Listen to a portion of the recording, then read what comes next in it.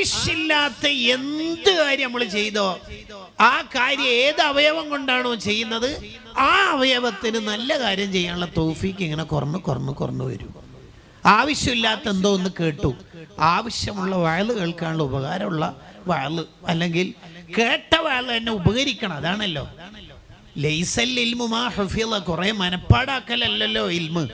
വഇന്നമൽ ഇൽമു മാ നഫഅ, ഉപകാരം ഉണ്ടാകണ്ടേ വയല്. അത് ഉപകരിക്കണമെങ്കിൽ ഈ ചെവി കൊണ്ട് മ്യൂസിക് കേൾക്കരുത്, ഗീബത്ത് കേൾക്കരുത്. പണ്ടൊക്കെ ഉസ്താദെ വയലൊക്കെ കേൾക്കുമ്പോൾ ഒരു കരച്ചിലൊക്കെ വരുന്നു. ഇപ്പൊ ഒരു നല്ല വയലൊന്നുമില്ലല്ലേ. വയലിന്റെ പ്രശ്നമല്ല അത്, ശരിക്കും നമ്മുടെ പ്രശ്നമാണ്. അതാണ് അതിന്റെ കാരണം.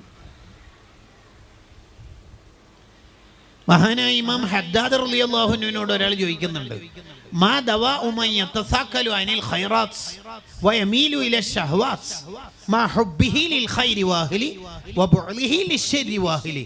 എന്ന് പറഞ്ഞാൽ അൽക്കോഫ് ഓതുമ്പോൾ ഉറക്കം വരുന്നു, വാട്സപ്പ് നോക്കുമ്പോൾ ഉറക്കം വരുന്നില്ല. എന്താ കാരണം എന്നാ അതിന്റെ ചോദ്യത്തിന്റെ താല്പര്യം, ചോദ്യത്തിന്റെ വൽഹാസിലതാ. എന്താ അതിന് മറുപടി പറയണത്? ആവശ്യമില്ലാത്ത എന്തേലും സംഭവിച്ചിട്ടുണ്ടാവും. അതാണ് ആവശ്യമില്ലാത്തൊന്നും കേൾക്കരുത്.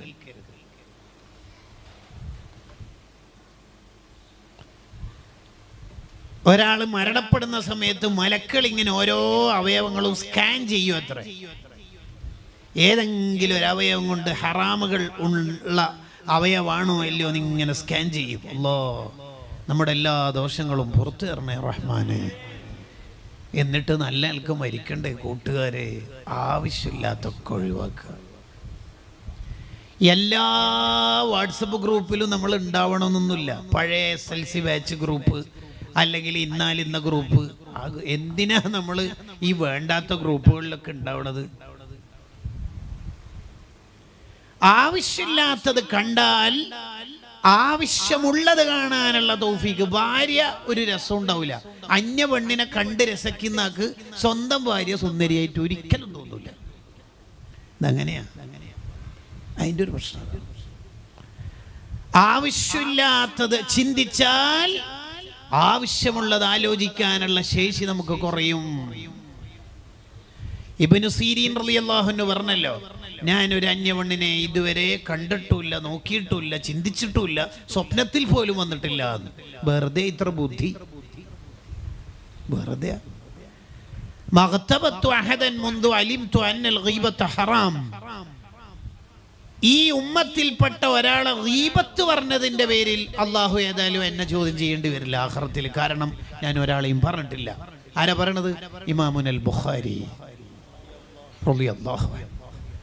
ആ നാവ് കൊണ്ട് എടുത്ത ക്ലാസുകൾ, ആ കൈ കൊണ്ട് എഴുതിയ ഹദീസുകൾ എത്രയാ ലോകത്തിന് ഉപകാരപ്പെട്ടത്. ബുഖാരി ഇമാമിനോട് കടപ്പാടില്ലാത്ത ആരെങ്കിലും ലോകത്തുണ്ടാവോ? പണ്ഡിത ലോകത്ത് ഇത്ര തൗഫീഖ് കിട്ടുന്നത് എങ്ങനെ? ആവശ്യമില്ലാത്തതിൽ നിന്നൊക്കെ അവർ മാറി നിന്നു. ഇപ്പം പ്രായം കൂടുമ്പോൾ തന്നെ മൂത്ത മക്കളൊക്കെ കൊടുത്തേക്കുക നല്ല നല്ല ഫോണുകൾ. ദലായിൽ ഖൈറാത്തും വിർദുൽ ലത്തീഫും പിടിച്ച കരങ്ങൾ ഉപ്പാപ്പയുടെ ഉമ്മാമ്മയുടെ കരങ്ങളിൽ രാവിലെ തന്നെ പീഡനത്തിൻ്റെയും അല്ലെങ്കിൽ മയക്കുമരുന്നിൻ്റെ ഒക്കെ വാർത്തകളുള്ള വീഡിയോ വരുന്ന വാട്സപ്പിൻ്റെ വർത്തമാനങ്ങളാ രാവിലെ തന്നെ വെറുഞ്ചായും ഈ ക്ലിപ്പും. നാളെ മറ്റന്നാൾ ഖബറിലേക്ക് പോകേണ്ട നമ്മളാണോ ഇതൊക്കെ കാണുന്നത്? മിൻ ഹുസ്നി ഇസ്ലാമിൽ മർഇ തർക്കുഹു മാ ലാ യഅനി. ആവശ്യമില്ലാത്തതൊക്കെ മാറിയേക്കുക. നബി സല്ലല്ലാഹു അലൈഹി വസല്ലം തങ്ങൾ പറഞ്ഞല്ലോ, ഇന്നല്ലാഹ കരിഹ ലക്കും, നിങ്ങളിൽ നിന്ന് ഉണ്ടാവുന്ന 3 കാര്യങ്ങൾ അള്ളാഹുവിന് കടുത്ത വെറുപ്പാണ്. അള്ളാഹ്ക്ക് വെറുപ്പുള്ള ഒരു സംഗതി നമ്മൾ ജീവിതത്തിൽ ചെയ്തിട്ട് ആ അള്ളാഹിന്റെ അടുത്തേക്ക് എങ്ങനെ നമ്മൾ ധൈര്യത്തിൽ പോവുക? ഏതാണ് ഈ 3 കാര്യങ്ങൾ? ഒന്ന് കസറത്തു സുആൽ, ആവശ്യമില്ലാത്ത കുറെ ചോദ്യങ്ങൾ. കല്യാണം കഴിച്ചിട്ട് എത്ര 10 അല്ലേ? കുട്ടിയായിട്ടില്ല തീരെ. ഒരു കുട്ടിയാ, ഒറ്റ കുട്ടിയായിട്ടില്ല. എന്തൊക്കെ അസുഖമുണ്ടോ? എന്താ നമുക്ക് ഇതിനെ കൊണ്ടൊക്കെ കാര്യം? ആ കേൾക്കുന്ന മുഅ്മിന് എത്ര വേദന ഉണ്ടാവും. നമുക്ക് ആവശ്യമുള്ളതിലും മാത്രം ഇടപെടുക. ഇപ്പൊ ഒരു ഉസ്താദ് ഇവിടെ വാളിന് വന്നു എന്ന് വിചാരിക്കാം, അവിടെ ഇരിക്കുന്നു എന്നും സങ്കല്പിക്കുക. ഇന്നെന്താ വാള് പറയേണ്ടതെന്നുള്ള കോണ്ടന്റ് ആലോചിക്കായിരിക്കും ചെയ്യുന്നത് മൂപ്പര്. അപ്പൊ അടുത്ത് വെച്ച് നേരത്തെ എത്തിയ ട്രെയിനാ തിരിച്ചപ്പോഴാ എന്താ ഇതിനെ കൊണ്ട് കാര്യം? ഇനി കുറച്ച് ദൂരത്തുനിന്ന് വന്ന വാള് പറയാൻ വന്ന ഉസ്താദാന്ന് വിചാരിക്കുക, തെക്ക് ഭാഗത്ത് നിന്നെങ്ങാനും. ആ ഉസ്താദ് ഒരു റൂം വേണം, ഒരു അരമുക്കാൽ മണിക്കൂർ ഒന്ന് കിടക്കണം, ചെറിയൊരു ക്ഷീണമുണ്ട് എന്ന് പറഞ്ഞിട്ട് റൂമൊക്കെ പോയാൽ നമ്മളെ നാട്ടുകാർ വിടോ? ഉസ്താദ് റെസ്റ്റിലാണോ? അതിൻ്റെ അർത്ഥം റെസ്റ്റ് എടുക്കാൻ വിടൂല എന്നോ? സെൽബിൻ്റെ മേനക്കുള്ള സാധനങ്ങൾ ഉണ്ടാവുമല്ലോ അല്ലേ? എന്താ ഇതിനെ കൊണ്ട് കാര്യം? എന്താ കാര്യം? അപ്പൊ നമ്മളെ നാവിൽ നിന്നൊരു അക്ഷരം പുറത്തേക്ക് വരുമ്പോൾ ആവശ്യമുള്ളത് മാത്രമായിരിക്കും. ഞാനിപ്പോൾ ഇവിടെ നാളെ ഇവിടെ ഉണ്ട് എന്ന് വിചാരിക്കാം, ഉദാഹരണമാണ് പറയുന്നത്. നിങ്ങൾ എന്നെ കണ്ടു, ഇന്നലെ പോയില്ലേ? പോയിട്ടുണ്ട്. തിരിച്ചു വന്നതാണോ? അതെ. എന്തേ? ചെറിയൊരു ആവശ്യമുണ്ട്. പിന്നെ നിങ്ങളൊന്നും ഉണ്ടാൻ പാടില്ല. ചെറിയൊരു ആവശ്യം എന്ന് പറഞ്ഞാല് ചെറിയൊരു ആവശ്യം അല്ല, ഒന്നും ഇല്ലാണ്ട് വരില്ല. എന്താ ഇതിനെ കൊണ്ട് കാര്യം? എന്താ കാര്യം? എന്താ കാര്യം? നമുക്ക് ആവശ്യമുള്ള വിഷയത്തിൽ മാത്രം ഇടപെടുക. ഗീബത്തും നമീമത്തും പറയരുത് എന്ന് മാത്രമല്ല മതം പറയണത്. എന്താ ഈ മിൻ ഹുസ്നി ഇസ്ലാമിൽ മർഇ എന്ന് പറയുന്നതിന്റെ തർക്കുഹുമലയനിന്റെ അർത്ഥം എന്നാ? എന്താ അർത്ഥം? അതാണ് ഇബ്നു ദഖീഖുൽ ഈദ് റളിയല്ലാഹു അൻഹു പറഞ്ഞത്. തബഖാത്തു ശാഫിഇയ്യത്തിൽ കുബറയിൽ കാണാം, ഞാൻ ഏത് കാര്യം എൻ്റെ ജീവിതത്തിൽ ചെയ്തിട്ടുണ്ടെങ്കിലും പറഞ്ഞിട്ടുണ്ടെങ്കിലും അള്ളാഹ്ക്ക് വേണ്ടിയിട്ടല്ലാതെ ഞാൻ ചെയ്തിട്ടില്ല, പറഞ്ഞിട്ടില്ല. ഒരു സ്റ്റെപ്പ് ഞാൻ എടുത്തു വെച്ചിട്ടുണ്ട്, എൻ്റെ കാൽ സ്റ്റെപ്പ് എടുത്തു വെച്ചിട്ടുണ്ടെങ്കിൽ അത് അള്ളാഹ്ക്ക് വേണ്ടിയിട്ടാണ്. എന്നോടെങ്ങാനും എൻ്റെ ആയുഷ്കാലത്തെ ഓരോ വർത്തമാനങ്ങളെക്കുറിച്ചും കർമ്മങ്ങളെക്കുറിച്ചും മോനെ ഇബ്നു ദഖീഖ ഇത് എന്തിനാ ചെയ്തതെന്ന് വെച്ചാൽ ഇല്ല അഅദത്തു ഇൻദല്ലാഹി തആല ജവാബൻ, എനിക്ക് ഉത്തരവുണ്ട് അള്ളാഹിനോട് പറയാൻ. വെറുതെ ഇങ്ങനെ നടക്കലും പിടിക്കലൊന്നുമില്ല. അപ്പൊ നമ്മൾ കിച്ചണിലേക്ക് പോകണ്ടോ? ആവശ്യമുണ്ടെങ്കിൽ പോവാ. കിൻഡർ ജോയ് എന്ന് പറയുന്ന മിഠായി എപ്പോഴും കുട്ടികളുടെ കൈ എത്തുന്നിടത്തെ സൂപ്പർ മാർക്കറ്റിൽ വെക്കുള്ളൂ. ആവശ്യമുണ്ടെങ്കിൽ വാങ്ങാം, ഇല്ലെങ്കിൽ വാങ്ങണ്ട. എത്ര മിഠായിയും ചോക്ലേറ്റും സ്വീറ്റ്സും നമ്മൾ വാങ്ങിയാൽ തന്നെയും ബില്ലടിക്കുന്നിടത്ത് എപ്പോഴും കുറച്ച് മിഠായി അവിടെ വെച്ചിട്ടുണ്ടാവും. അത് അവരുടെ മാർക്കറ്റിങ്. നമുക്ക് ആവശ്യമുണ്ടെങ്കിൽ മാത്രം വാങ്ങാം, ഇല്ലെങ്കിൽ വാങ്ങണ്ട. അപ്പൊ പ്രവാസികള് ടിഷ്യൂ വലിക്കുന്ന പോലെ തുരുതുരാ ടിഷ്യൂന്റെ ബോക്സ് ഒന്ന് വലിച്ചോണ്ടിരിക്കരുത്. 2 എണ്ണം വലിച്ച ആവശ്യം കഴിയും. അപ്പൊ കൈയുടെ കറിയുടെ കറയൊക്കെ തോർത്ത് മൂന്നാമത്തെ വലിക്കുമ്പോൾ പാനൂര് മൂസുസ്താദിന്റെ ആണ്ടിലെ പ്രഭാഷണം ഓർമ്മിക്കുക വേണ്ടല്ലേ? അങ്ങനെ നിങ്ങൾ ജീവിതത്തിൽ ശീലിച്ചു നോക്കിയേ, ബോക്സിൽ എത്ര ടിഷ്യൂ ഇനിയും ബാക്കിയുണ്ടാവും. ഞാനിത് കഴിഞ്ഞ ദിവസം പ്രസംഗിച്ചു ഒരു സ്ഥലത്ത് നിന്ന്. അപ്പൊ എൻ്റെ അടുത്ത് ഒരാൾ പറഞ്ഞു, ചെറിയ പീസ് അത് ഒരു ടിഷ്യൂ എടുത്തിട്ട് പകുതി കീറിയിട്ട് പകുതി അടന്ന് വെച്ചിട്ട് കൈ തോർത്തിട്ട് വെക്കാറുണ്ട്. ഞാൻ തോറ്റുപോയി. 2 എണ്ണമെങ്കിലും എടുത്ത് നിർത്തണം എന്ന് പറഞ്ഞെടുത്തുന്ന ഒരു ഓഡിയൻസിൽപ്പെട്ട ഒരാൾ അങ്ങനെ പറഞ്ഞപ്പോഴേ നമ്മൾ തോറ്റുപോവാണ്. എന്തിന്? ആരെ മുമ്പിലെ ഈ ആഠ്യത്തൊക്കെ കാണിക്കുന്നത്? ആരെ മുമ്പില്? ആവശ്യമുള്ളത് മാത്രം ചെയ്യാം. നമ്മളെ നാട്ടുകാർ എന്തേലും പറയട്ടെ, ചിന്തിക്കട്ടെ. അങ്ങനെ എല്ലാ ആൾക്കാരെയും തൃപ്തിപ്പെടുത്തിയിട്ട് ഒരു കാര്യം ചെയ്യലും നടക്കൂല എന്ന് ഇമാം ഷാഫി റളിയല്ലാഹു അൻഹു പറയുന്നുണ്ടല്ലോ. അപ്പൊ കസറത്തു സുആൽ, ആവശ്യമില്ലാത്ത ചോദ്യങ്ങളൊന്നും ചോദിക്കരുത് ആരോടും.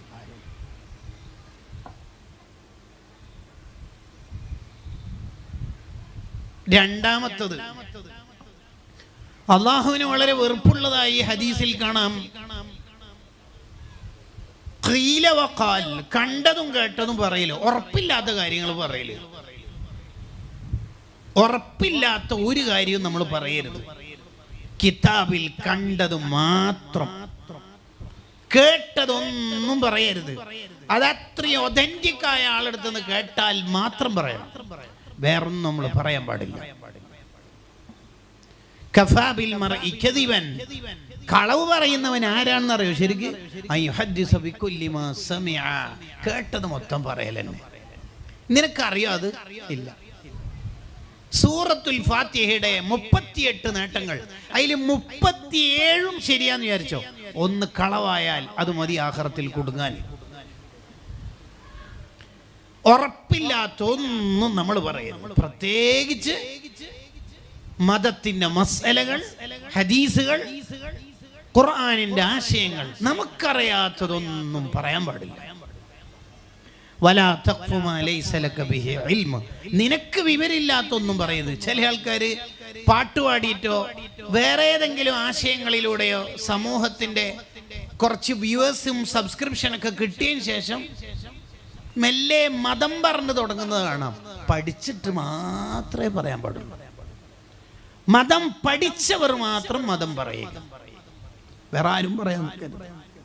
കാരണം ഞാനിപ്പം ഇവിടെ ഇരിക്കുന്ന ഈ സുഹൃത്തിന്റെ പേരിൽ കളവ് പറയുക എന്ന് പറയുന്നത് ഹറാമാണ്, ഹറാം. എന്നാൽ നബി സല്ലല്ലാഹു അലൈഹി വസല്ലം തങ്ങളുടെ പേരിൽ കളവ് പറയാന്ന് പറയുന്നത് ഹറാമ് മാത്രമല്ല, അത് വൻദോഷാണ്. എല്ലാ ഹറാമും വൻദോഷമല്ലല്ലോ, ഇത് ഹറാം, വൻദോഷമല്ലാത്ത ഹറാം. അതിനെന്തോ ഉസ്താമാരൊക്കെ ഉമൂമ് ഖുസൂസ് മുത്തലക്ക് എന്നങ്ങനെ പറയല്. ഇത് ഹറാം, നബി സല്ലല്ലാഹു അലൈഹി വസല്ലം തങ്ങളുടെ പേരിൽ പറഞ്ഞാൽ വൻദോഷം.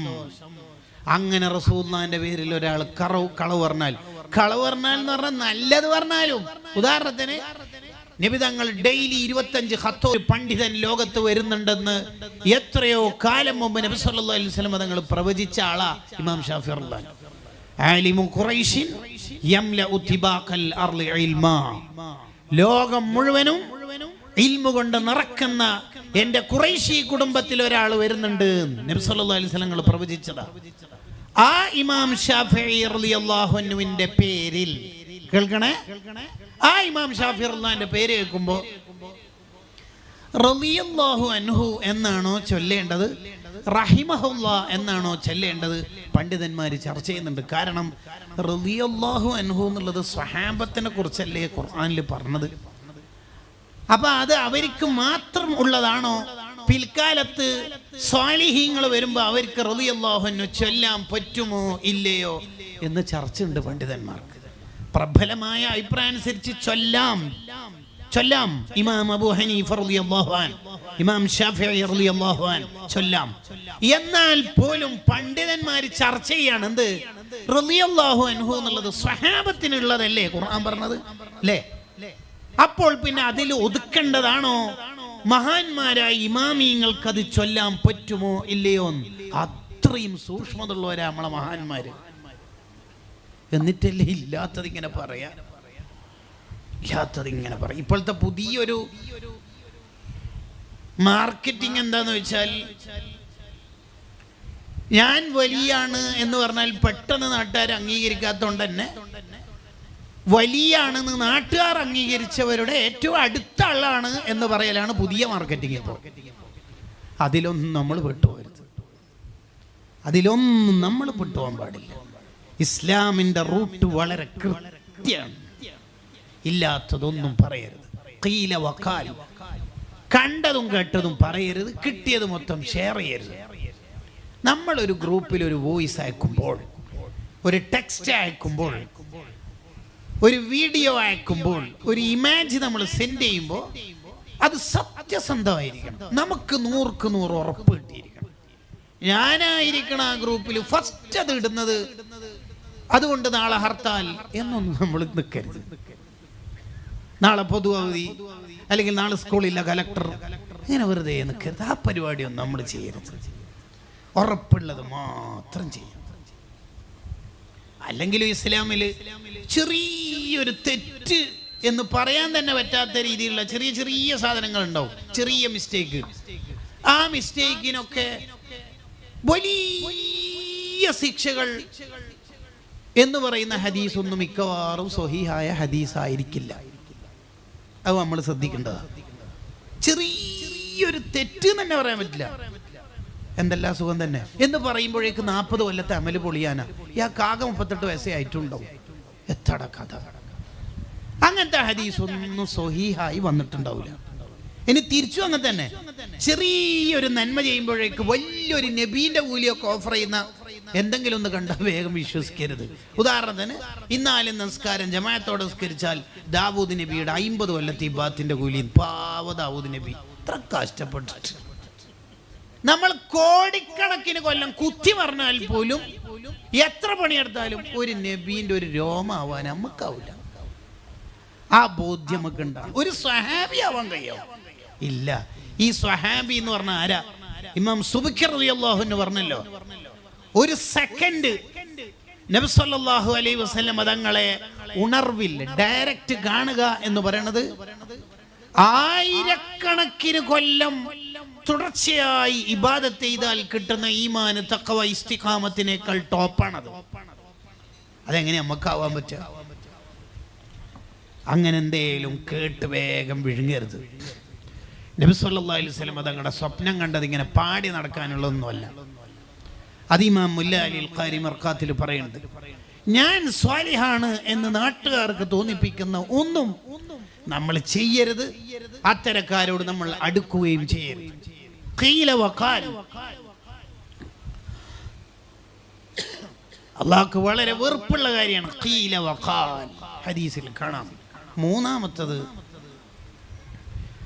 അല്ലാഹുക്ക് വളരെ വെറുപ്പുള്ള മൂന്നാമത്തെ കാര്യം ഇളാഅത്തുൽ മാൽ, സമ്പത്ത് നശിപ്പിക്കൽ. ഒരു 5 പൈസ, ഒരു ഫിൽസ്, ഒരു ദിർഹം, ഒരു ദീനാർ, ഒരു റിയാൽ ഒന്നും നമ്മൾ വെറുതെ കളയരുത്. വെറുതെ കളയരുത്. അതെന്തെങ്കിലും ഖൈറിന്റെ മാർഗത്തിലാവണം. ആവശ്യമുള്ളതിന് മാത്രം ഉപയോഗിക്കണം. എൻഗേജ്മെന്റിന്റെ ഒക്കെ പേരിൽ എന്തെല്ലാം പേക്കൂത്തുകളാണ് നമ്മളെ നാട്ടിൽ നടന്നുകൊണ്ടിരിക്കുന്നത്. സമ്പത്ത് നശിപ്പിക്കുന്ന ആളെ അള്ളാഹ്ക്ക് വെറുപ്പാന്ന് ഹദീസിൽ വരിക, എന്നിട്ട് ദൂർത്തുമായി നമ്മളൊരു വിവാഹം നടത്തുക, എന്നിട്ട് ആ വിവാഹത്തിൽ എങ്ങനെയാ ബർക്കത്തുണ്ടാവുക? എങ്ങനെ ബർക്കത്തുണ്ടാവുക? ഒരു 5 പൈസ ചെലവാക്കുമ്പോൾ ഇത് എനിക്ക് ആഖിറത്തിൽ ബെനിഫിറ്റ് ഉണ്ടോ ഇല്ലയോ എന്ന് ആലോചിക്കണം. അഹ്മദ് ബിൻ ഹംബൽ റളിയല്ലാഹു അൻഹു ഒരു സദ്യക്ക് ക്ഷണിക്കപ്പെട്ട് മഹാനവറുകൾ അവിടെ എത്തിയപ്പോൾ വെള്ളി കൊണ്ടുണ്ടാക്കിയ ഒരു സുർമ്മക്കുപ്പി കണ്ടു. മഹാനവറുകൾ വേഗം അവിടെ നിന്ന് ഇറങ്ങിപ്പോയി. കാരണം സുർമ്മക്കുപ്പി വെള്ളി കൊണ്ട് ഉണ്ടാക്കേണ്ട ആവശ്യം ഇല്ലല്ലോ, ഇവിടെ ബർക്കത്തുണ്ടാവില്ലല്ലോ. തിരിച്ചുപോയി. കണ്ടോ കണ്ടങ്ങള് ആൾക്കാരെന്ത് ചെയ്യുന്നു എന്നുള്ള ഒന്നും പ്രധാനമല്ല. ഇപ്പം മിക്ക ചെറുപ്പക്കാരും കല്യാണ അടക്കം നടത്തിയിട്ട് തിരിച്ചു പോകണം എന്ന് വിചാരിച്ച് 2-3 വർഷത്തെ സമ്പാദ്യങ്ങളൊക്കെ കൂട്ടിവെച്ച് സ്വരൂപിച്ച് നാട്ടിലെത്തുമ്പോഴേക്ക് കല്യാണം അടക്കം പൂർത്തിയാവണം എന്ന് ടാർഗറ്റ് ചെയ്ത ആ പണം എൻഗേജ്മെന്റിന്റെ ആ പർവ്വത സമാനമായ ചോക്ലേറ്റിൽ തീരും. ഈ ചോക്ലേറ്റ് ഒന്നും ആരും തിന്നാനും അല്ല. പിന്നെ അതിങ്ങനെ വീഡിയോ റീലെടുത്തിട്ട് ഫാമിലി ഗ്രൂപ്പിൽ ഇടണം. 3 തിജ്ജും 4 പൂവും 8 ലൈക്കും. അതിൽ തീരുക ചോക്ലേറ്റിന്റെ രസം. ഇത്രയേ ഉള്ളൂ. കാര്യമായിട്ട് പാവം മുത്തുനബി സല്ലല്ലാഹു അലൈഹി വസല്ലം തങ്ങൾ മദീനത്തെ പള്ളി എന്ന് പറയാ, മോമിനീങ്ങൾ ഭയങ്കര സ്നേഹമാണ്. അവരുടെ സ്നേഹം എന്ന് പറഞ്ഞാൽ ഒരു ശരീരം പോലെയാണ്. ഒരു കെട്ടിടത്തിലെ കല്ലുകൾ ചേർന്ന് നിൽക്കുന്ന പോലെയാണ്. ശരീരത്തിന് ഒരു വിരലിന് ചെറിയ മുറിവ് വന്നാൽ ആ വിരലിനോട് ഐക്യദാർഢ്യം പ്രഖ്യാപിച്ച് ബാക്കി എല്ലാ അവയവങ്ങളും പനി ബാധിച്ചും മറ്റും സഹകരിക്കുന്ന പോലെ മോമിനീങ്ങൾക്ക് എന്തെങ്കിലും വിഷമം വന്നാൽ മറ്റു മോമിനീങ്ങൾ അങ്ങനെ ഐക്യദാർഢ്യം പ്രഖ്യാപിക്കും. ഗസയിലെ മോമിനീങ്ങളോട് നമുക്ക് എന്താ ഐക്യദാർഢ്യം? ചോക്ലേറ്റിൻ്റെ കൂമ്പാരം. ഇന്നലെ ഒരു കല്യാണത്തിന് എല്ലാവരും ഡ്രസ് കോഡ് പച്ച, ഇന്ന് ചുവപ്പ്, നാളെ കറുപ്പ്. ആരോട്? ഇതല്ലേ നമ്മളെ ഐക്യദാർഢ്യം? നമ്മുടെ ജീവിതത്തിൽ എന്തുകൊണ്ട് ബർക്കത്തുണ്ടാവുന്നില്ല എന്ന അടിസ്ഥാന കാരണം, ആ ചോദ്യത്തിന്റെ ഉത്തരങ്ങളാണ് ഈ ഹദീസ്. നബി സല്ലല്ലാഹു അലൈഹി വസല്ലം തങ്ങളുടെ സ്വഭാവത്തെ ഒന്നാമത് നമ്മൾ വായിച്ചത് തർക്കുൽ ഫുളൂൽ, ആവശ്യമില്ലാത്തൊന്നും ചെയ്യൂല. വീട് ആവശ്യമില്ലാത്ത രീതിയിൽ കയറ്റിയപ്പോൾ ആ സ്വഹാബിയെ കണ്ടപ്പോൾ മുഖം തിരിച്ചില്ലേ തങ്ങൾ? ഇല്ലേ? ആവശ്യമില്ലാത്തൊന്നും നമ്മൾ ചെയ്യാൻ നിൽക്കാൻ പാടില്ല. ആവശ്യമുള്ളത് മാത്രം ചെയ്യുക. നബി സല്ലല്ലാഹു അലൈഹി വസല്ലം തങ്ങളുടെ രണ്ടാമത്തെ സ്വഭാവം, ഒന്ന് എന്നെ പറഞ്ഞ് തീർന്നത് കൊണ്ടല്ല, വിഷയത്തോട് നീതി പുലർത്താൻ വേണ്ടി ഒന്ന് ജസ്റ്റ് അവിടെ ഒരു സെമി കോളിനിട്ട് രണ്ടാമത്തേതിലേക്ക് പോയതാണ്.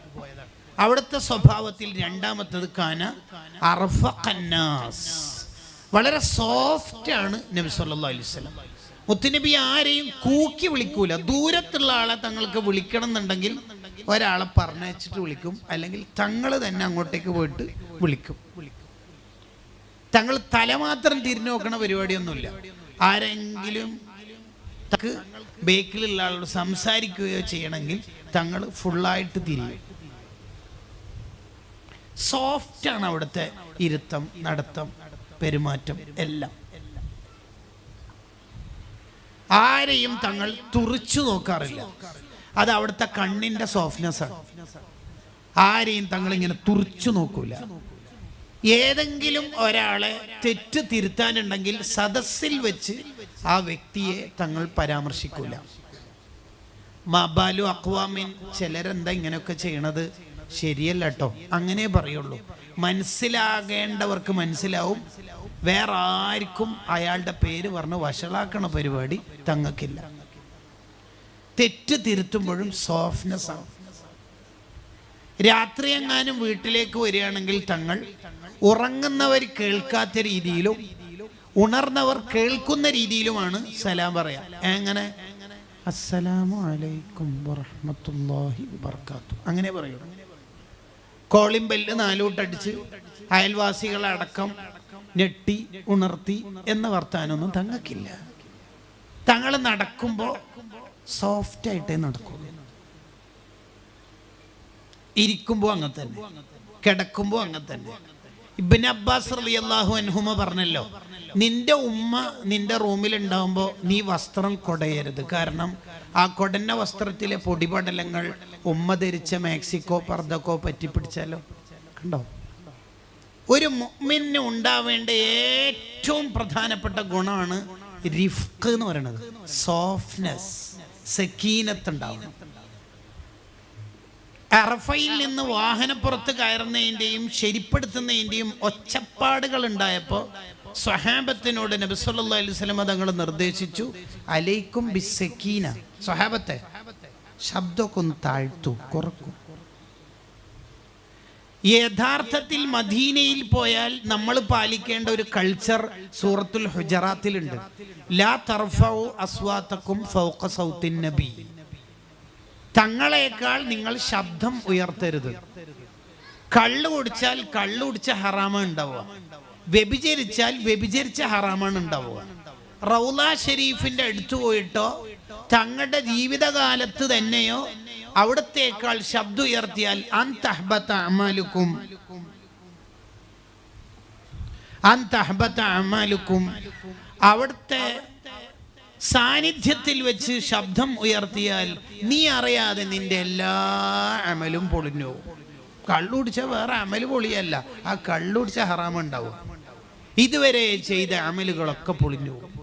ശബ്ദം ഉയർത്തരുത്. മദീനയിൽ നിന്ന് ശബ്ദം ഉയർത്തരുത് എന്ന് മാത്രമല്ലല്ലോ ഈ ആയത്തിന്റെ അർത്ഥം. അങ്ങനെയാണോ? അല്ല. ഹദീസിന്റെ ക്ലാസ്സിലും ശമാഇലിന്റെ ദർസിലും മൗലിദിന്റെ മജ്ലിസിലും എല്ലായിടത്തും ഈ ഒരു സോഫ്റ്റ്നെസ് നമുക്കുണ്ടാവണം. ഈ യഥാർത്ഥത്തിൽ നമുക്ക് മൊത്തത്തിൽ നമുക്കൊക്കെ തോന്നുന്ന പോലെ ഈ ജഗബൊക അല്ലല്ലോ ഇസ്ലാം. അപ്പൊ ഇവിടെ ഒരു വെള്ളം, സ്നാക്സ് അല്ലെങ്കിൽ ഫ്രൂട്ട്സ്, റിഫ്രഷ്മെന്റിന് എനിത്തിങ് എന്തെങ്കിലും ഒന്ന് ഇവിടെ വിതരണം ചെയ്യേണ്ടതെന്ന് വിചാരിക്കാം. ഇനി സാക്ഷാൽ ലാസ്റ്റ് കൊടുക്കണ ചീരണിയാണെങ്കിൽ തന്നെയും ഈ സദസ്സിന് ഒരു അഭംഗിയും ഇല്ലാത്ത രീതിയിലാണ് വിതരണം ചെയ്യേണ്ടത്. മെല്ലെ. അതിനാണ് ചെറുപ്പത്തിലെ കുട്ടികളൊക്കെ സംഘടനാ പ്രവർത്തകരാവണമെന്നും പഠിക്കുന്നത്. എന്നാലാണ് ഇതൊക്കെ സംഘാടനം പഠിക്കുക. സംഘടനാ പ്രവർത്തനവും അതിൻ്റെ ശക്തിയും കേരളത്തിൽ എത്തുന്നതിന് മുമ്പാണ് വഹാബികൾ മിക്ക പള്ളിയും പിടിച്ചെടുത്തതും വലിയ വലിയ മഹാന്മാര് ദർസ നടത്തിയ സ്ഥാപനങ്ങളൊക്കെ അവരുടെ കയ്യിലാക്കിയതും. സംഘടന ശക്തിപ്പെട്ടപ്പോഴാണ് അൽഹംദുലില്ലാ നമുക്ക് ജൈത്രയാത്ര തുടരാനും ഏറ്റവും ഭംഗിയായി മുന്നോട്ട് കൊണ്ടുപോകാനും സാധിച്ചത്. നമ്മളെപ്പോഴും നല്ല സംഘടനാ പ്രവർത്തകരാവണം. അതാണ് നമുക്ക് ബാക്കി ഉണ്ടാവുക. ഇല്ലെങ്കിൽ നമ്മളെ പിഴപ്പിക്കാൻ വളരെ എളുപ്പമായിരിക്കും. പ്രത്യേകിച്ച് സാധാരണക്കാർക്ക് ഈ ഔലിയാക്കൾ ചുറ്റുവട്ടം പറഞ്ഞിട്ട് പല ആൾക്കാരും പിഴപ്പിക്കാനുള്ള സാധ്യത കൂടുതലായിരിക്കും. അത് നന്നായി നമ്മൾ ശ്രദ്ധിക്കണം. ഞാൻ പറഞ്ഞ ആശയത്തിന്റെ ചുരുക്കം, വളരെ സോഫ്റ്റ് ആയിരിക്കണം നമ്മളെ ലൈഫ് എന്ന് പറഞ്ഞാൽ. വളരെ സോഫ്റ്റ് ആയിരിക്കണം, വളരെ സോഫ്റ്റ് ആയിരിക്കണം. നബി സല്ലല്ലാഹു അലൈഹി വസല്ലം തങ്ങൾ ആരെയും തുറച്ചു നോക്കൂല. നമ്മളെങ്ങനെ, നമ്മളെ നാട്ടിൽ ഒരാൾ മസ്ബൂക്കായാൽ ഒരു നോട്ടാണ്, ഒരു 1.5 നോട്ട്. അയാൾക്ക് തന്നെ തോന്നും ഞാൻ ശരിക്കും ഔറത്ത് മറച്ചിട്ടില്ല റബ്ബേ, ഇതെന്താ എല്ലാവരും പാടെ എന്നെ നോക്കണം. അയാൾക്ക് തന്നെ പേടിയാവും. ഒരു മൗലിദിന്റെ മജ്ലിസിലൊക്കെ ഒരാൾ ഇടയിൽ കയറി വന്നാൽ ഒരു 1.5 നോട്ട. ആ നോട്ടത്തിൽ 2 കിഡ്നിയും ഫെയിലാവാൻ സാധ്യതയുണ്ട്. അമ്മാതിരി നോട്ട. അതൊന്നും ഒരു നബി ജീവിതമുള്ള ആൾക്ക് പറ്റൂല. അങ്ങനെയൊന്നും നോക്കരുത്. ഒരാളുടെ വാതിൽ എങ്ങനെയാ മുട്ടേണ്ടത്? സ്വഹാബത്ത് എങ്ങനെയാ വാതിൽ മുട്ടുക? നഖം കൊണ്ടാണ്. അവര് വിരല് കൊണ്ട് മുട്ടൂല, അത്ര നഖം കൊണ്ടാ മുട്ടുക. ഈ സോഫ്റ്റ്നെസ് ഉള്ള ആളുടെ ലൈഫിൽ ഉണ്ടാവുന്നത് എന്ത് എന്നതിൻ്റെ ഉത്തരം പാനൂർ മൂസ ഉസ്താദിന് തന്നെ നമുക്ക് പറയാം. ഞാൻ ഉസ്താദിൻ്റെ കാലത്ത് ഇവിടെ വന്നിരുന്നു. സുബ്ഹാനല്ലാഹ്, എന്തൊരു പെരുമാറ്റം എന്ന് പറയാം ഉസ്താദിൻ്റെ. വളരെ ഉസ്താദിൽ നിന്ന് നമ്മൾ പഠിക്കേണ്ട ഒന്നാമത്തെ ക്വാളിറ്റി താഴ്മയാണ്. അതാണ് നമ്മൾക്ക് ഏറ്റവും കൂടുതൽ ഉസ്താദിൽ നിന്ന് വായിക്കേണ്ടത്, അവിടുത്തെ താഴ്മയാണ്. നമ്മുടെ ജീവിതത്തിൽ ഒരു സോഫ്റ്റ്നെസ് ഉണ്ടെങ്കിൽ ഒരിക്കലും കിബർ ഉണ്ടാവില്ല. എപ്പോഴും നമ്മളൊരു ഒച്ചപ്പാടിൻ്റെ ആളാവരുത്. അപ്പൊ നമ്മളെ ലൈഫിൽ നബി സല്ലല്ലാഹു അലൈഹി വസല്ലം തങ്ങൾക്ക് വളരെ ഇഷ്ടമാണ് സോഫ്റ്റ്നെസ് എന്ന് പറയുമ്പോൾ, സമാധാനം എന്ന് പറയുമ്പോൾ, റിഫ്ഖ് എന്ന് പറയുമ്പോൾ. അയാൾ എങ്ങനെയാ ഫ്രിഡ്ജിന്റെ വാതിലടക്കുക? മെല്ലെ അടക്കുള്ളൂ. ഡോറിന്റെയോ മെല്ലെ, അഥവാ റൂമിന്റെ ഡോർ മെല്ലെ.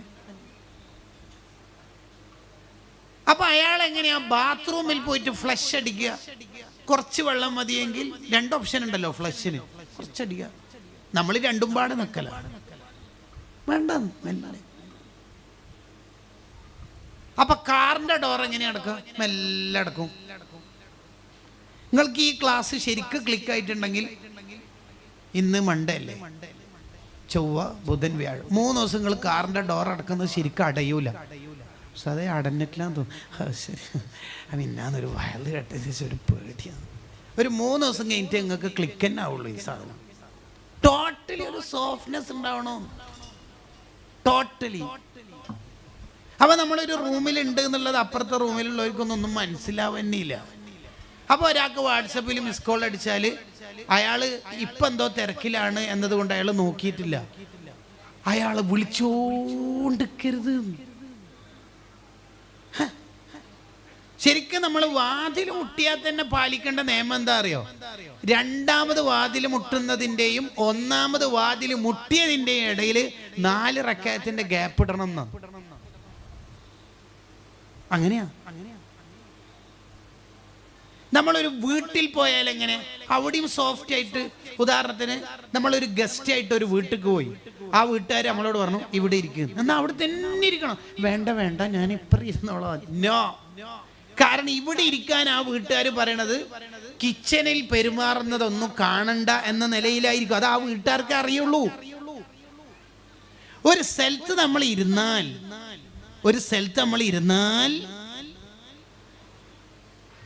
അവിടെ നമുക്ക് ഇരിക്കാൻ പെർമിഷൻ കിട്ടിയ ഇരിക്കുന്നല്ലാണ്ട് വേറൊന്നും ചെയ്യരുത്. അവിടുത്തെ പത്രക്കെട്ട് വലിക്കുക, ഷെൽഫിൽ നിന്ന് കിതാബ് എടുക്കുക, വെൽപ്പ് തുറക്കുക. അയ്യേ, വളരെ മോശമല്ലേ അതൊക്കെ? നമ്മൾ ചെയ്യരുത്. ചില നാട്ടിലൊക്കെ വയലിന് പോയാൽ ഭക്ഷണം കഴിക്കാനൊക്കെ ഒരു വീട്ടിലേക്ക് ക്ഷണിച്ചു കൊണ്ടുപോയാൽ ആ നാട്ടുകാർ മൊത്തം ആ വീട്ടിൽ കാണാം. നിങ്ങളെല്ലാം ക്ഷണിച്ചിട്ട് തന്നെയാ വന്നത്. അത് പിന്നെ ഇവിടുത്തെ ഒരു ശൈലി അങ്ങനെയാണ്. അതെങ്ങനെ എങ്ങനെ പറ്റുക? അനുമതിയില്ലാത്ത ഏതെങ്കിലും ഒരു ഫുഡ് നമ്മളെ വയറ്റിലെത്തിയാൽ 30 കൊല്ലത്തേക്ക് നിസ്കാരത്തിന്റെ ഖുശൂ അങ്ങ് പോകും. 30 കൊല്ലം. ജൂനിയേഴ്സിനെ കൊണ്ട് സീനിയേഴ്സ് ബില്ലടപ്പിക്കലുണ്ടല്ലോ, പിടിച്ചു പറയണത്. കോളേജിലെ റാഗിങ്ങിന്റെ പുതിയ സ്റ്റൈലേ, ഫുഡ് കഴിച്ചിട്ട് ജൂനിയേഴ്സിനോട് പറയാം ബില്ലടക്കണം എന്ന്. 30 കൊല്ലം നിന്റെ ജീവിതത്തിലെ ഇബാദത്തിന്റെ ആനന്ദം അങ്ങ് ഡിലീറ്റ് ആക്കും. ഇമാം ഷാറാനി റഹ്മഹുല്ലാ തന്റെ ഹാദിൽ ഹാഇരീൻ ഇലാ റുസൂമി അഖ്ലാഖിൽ ആരിഫീൻ എന്ന കിതാബിൽ എഴുതി വെക്കുന്നു. പറ്റില്ല. അങ്ങനെ ചില ആൾക്കാരുണ്ട് നേരെ കിച്ചണിലേക്കെല്ലാം പോവും. നമ്മളെ കുടുംബം പോലെയാണ് ഉസ്താദ് മൊത്തത്തിൽ. പച്ച ഹറാമല്ലേ അത്? അതൊന്നും പറ്റൂല, പറ്റില്ല. നമ്മളൊരു വീട്ടിൽ ഫുഡ് കഴിക്കാൻ ആരോ ക്ഷണിച്ച, അല്ലെങ്കിൽ ആ വീട്ടുകാരെന്നെ ക്ഷണിച്ച് അവിടെ എത്തിന്ന് കരുതുക. ആ ഫുഡ് നമ്മൾ കഴിക്കാന്നല്ലാണ്ട് ആ വീട്ടിലെ പൂച്ചക്ക് ഫുഡ് കൊടുക്കാൻ പറ്റും നമുക്ക്? അത് ആ വീട്ടുകാരൻ ചെയ്യേണ്ട പണിയാണ്, നമ്മളല്ല. ഭാവനെ, നിനക്ക് അനുമതി ഉണ്ട് അതിന്? ആ വീട്ടിലെ പൂച്ചക്ക് ഫുഡ് കൊടുക്കേണ്ടത് സ്വാഹിബു ഹാദിഹി ദാർ, ഈ വീട്ടിന്റെ ഉടമസ്ഥനാണ്, നമ്മളല്ല. നമ്മൾ ശ്രദ്ധിക്കണം. ഇനി നമ്മുടെ വീട്ടിൽ ഒരു ഗസ്റ്റ് വന്നാലോ അവിടെയും കുറെ സോഫ്റ്റ്നെസ് കാണിക്കണം. അതെ, ആ ഗസ്റ്റിന് ഏറ്റവും പുതിയ ടർക്കി ആയിരിക്കണം കൈ തോർത്താൻ കൊടുക്കേണ്ടത്. മിൻ അദബിൽ ഇസ്ലാം എന്ന ഗ്രന്ഥത്തിൽ കാണാം. ഏറ്റവും പഴകിയ ടർക്കി അല്ല. ബാത്റൂമിൽ ഏറ്റവും നല്ല സോപ്പ് ആയിരിക്കണം. ബാത്റൂമിൽ നല്ല സോപ്പ്. ബാത്റൂമിൽ ഇടുന്ന ചെരുപ്പൊക്കെ ഒരു ഫ്രഷ് ആയ ചെരുപ്പായിരിക്കണം. വൃത്തി വേണം. ആ അതിഥി തിന്നുന്നത് നമ്മൾ നോക്കാൻ പാടില്ല. നമ്മളെ നാട്ടിൽ നേരെ ഉൾട്ടയാണ്. ഒരാൾ അതിഥിയായിട്ട് വന്നാൽ ആ അതിഥി ഭക്ഷണം കഴിക്കുമ്പോൾ 6 ആള് ബേക്കിൽ നിന്ന് ഖുറാ മോഡല്, എന്നിട്ട് കറക്റ്റ് മഹലിലെ മുഴുവനാക്കും അറിയാം. ഇന്ന് വേലന് വന്ന ഉസ്താദ് 2 ചപ്പാത്തി 1 ഇഡ്ഡലി നെയ്ച്ചോറ് കുറച്ചും പുഡിങ് 1 സ്പൂണുമാണ് കഴിച്ചത്. മഹലിന്റെ വാട്സപ്പ് ഗ്രൂപ്പിൽ അപ്ഡേറ്റ് ചെയ്യാവുന്നതാണ്. എന്തൊരു മോശമാണ് ഈ പരിപാടി, എന്തൊരു മോശം. എപ്പോഴാണ് നമ്മളൊന്ന് കൾച്ചേർഡ് ആവുക? ഒന്നാമത് നമ്മളെ കൺട്രോൾ ചെയ്യണത് മദീന അല്ല, അതാണ് നമ്മളെ പ്രശ്നം. നമ്മളെ പുതിയ തലമുറനെ കൺട്രോൾ ചെയ്യണത് ഇൻസ്റ്റഗ്രാമാണ്. ഇൻസ്റ്റഗ്രാമിൽ എന്താണോ വന്നത് അത് നമ്മൾ ഇങ്ങനെ നമ്മളെ കുടുംബത്തിലേക്ക് കൊണ്ട് നടക്കുക. ആ പരിപാടിയൊക്കെ നിർത്തിയിട്ട് നമ്മെ മദീന കൺട്രോൾ ചെയ്യണം. ഒരാളുടെ ജീവിതത്തിൽ റിഫ്ക് ഉണ്ടെങ്കിൽ, സോഫ്റ്റ്നെസ് ഉണ്ടെങ്കിൽ അയാളിൽ ഇല്ലാ സാനഹു, നബി സല്ലല്ലാഹു അലൈഹി വസല്ലം തങ്ങൾ പറയാ, അയാളുടെ ജീവിതത്തിന് വലിയ ബ്യൂട്ടി ആയിരിക്കും, വലിയ ഭംഗിയായിരിക്കും, വലിയ ഭംഗിയായിരിക്കും. അപ്പൊ ഒച്ചപ്പാടുകളില്ലാത്ത ലൈഫ്. ഇമാം റഹ്മത്തുള്ളാഹി ഹിയയിൽ പറഞ്ഞല്ലോ, വീട്ടുകാരോ അല്ലെങ്കിൽ അതിഥികളോ ഭക്ഷണം കഴിക്കുന്നത് നോക്കുന്ന കുട്ടികളുണ്ടാവും, അവരെയും നിരുത്സാഹപ്പെടുത്തണം. മോനെ നീ എന്താ അവിടെ ഇരുന്ന് നോക്കുന്നത്, മോൻ ഇങ്ങോട്ട് വാ. അവരെയും നിരുത്സാഹപ്പെടുത്തണം, അവർക്കും ഇത് പഠിപ്പിച്ചു കൊടുക്കണം. വർത്തമാനങ്ങളിലൊക്കെ ജഗബൊകയൊന്നും ഉണ്ടാവരുത്. ഇമാം അത് പറയുന്നുണ്ട്. കുട്ടികൾക്ക് ഇല്ലാതെ ശ്രദ്ധിക്കണം. അതിനെ നന്നായി അല്ലാമ അംബാബി തന്റെ റിയാദുൽ സുബ്യാനിൽ വിശദീകരിക്കുന്നുണ്ട്. അങ്ങനെ പറഞ്ഞ എന്താ അർത്ഥം? എൻ്റെ ഉപ്പ നാളെ ഖത്തറിന്ന് വരും, എനിക്കത് കൊണ്ടുവരും, ഇത് കൊണ്ടുവരും, അങ്ങനെയൊക്കെ വളരെ പൊങ്ങച്ചം പറയുന്ന കുട്ടികളുണ്ടാവും. നമ്മളെ മക്കളോട് പറയാ, ഒരാളോട് നീ സ്കൂളിൽ മദ്രസയിൽ പോയിട്ട് പറയരുത് കേട്ടോ, എത്രയോ പാവങ്ങളുണ്ടാവും. നീ എന്താടാ എല്ലാ ആൾക്കാരും ഇങ്ങനെ സാധനം വാങ്ങിയിട്ട് വരുന്നത്, നീ എന്താ ഇങ്ങനെ യാചകന? ഓൻ്റെ ബർത്ത്ഡേ മറ്റേത് ഇങ്ങനെ ഓരോ സാധനം വാങ്ങി, നീ എപ്പോഴെങ്കിലും അങ്ങോട്ട് കൊടുത്തിനോ? വാങ്ങുന്നതിനെ നിരുത്സാഹപ്പെടുത്തിയിട്ട് കൊടുക്കലിനെ പ്രോത്സാഹിപ്പിക്കണം, എങ്കിലാണ് മക്കൾ സ്വാലിഹീങ്ങളാവുക എന്ന് കിതാബിൽ എഴുതി വെക്കുന്നത്.